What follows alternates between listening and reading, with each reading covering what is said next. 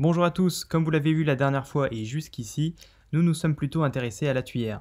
Du coup, dans cette vidéo, j'avais envie de vous parler des autres éléments du moteur, à savoir le tube ainsi que le bouchon qui refermera ce dernier. Donc tout d'abord, et pour que la transition soit douce, notons les quelques similitudes qu'aura notre bouchon avec la tuyère. Petit a, il sera composé lui aussi d'acier inoxydable. Plus résistant à la chaleur que l'aluminium, il ne devrait pas avoir de protection thermique, plus ni rouillé, malgré les produits de combustion légèrement corrosifs du Rocket Candy.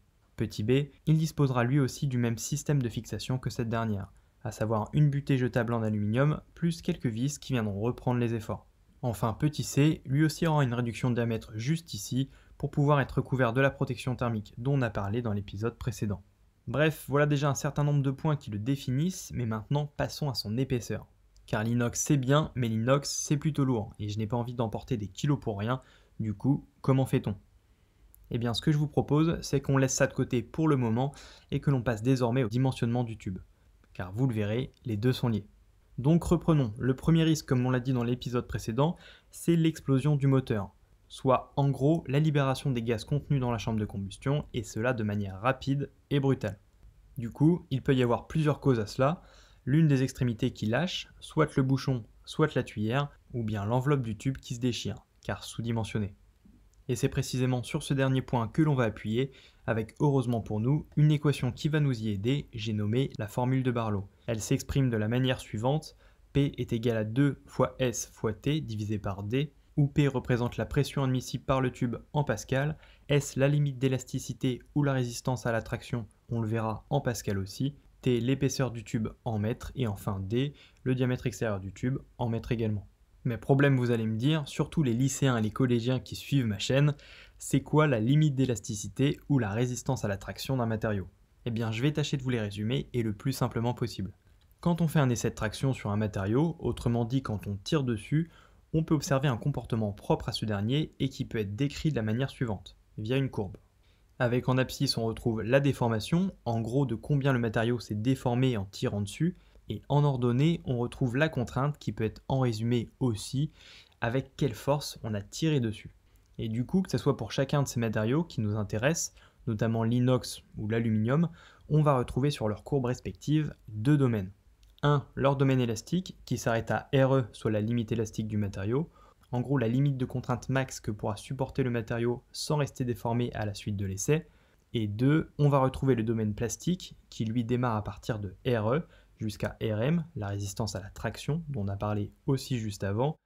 Et là, si on tire avec cette force, on obtiendra un matériau qui restera déformé même après l'essai, déformation irréversible. Voilà, donc vous savez tout de la limite élastique d'un matériau et de sa résistance à la traction. Et sachez que pour l'aluminium, 6060 T6, dont sera composé notre tube, RE est égal à 160 mégapascales et RM est égal à 215 mégapascales. Valeur que j'ai trouvée sur internet en épluchant plusieurs sites. Bref, je pense que l'on a désormais toutes les informations nécessaires pour reprendre notre équation.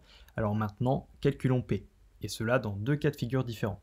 Premier cas de figure, et c'est celui qui nous intéresse le plus, calculons P avec la limite élastique. En effet, le but de ce moteur est qu'il soit avant tout réutilisable, et si malheureusement on venait à le déformer définitivement avec la pression de la chambre de combustion, il ne servirait plus à rien.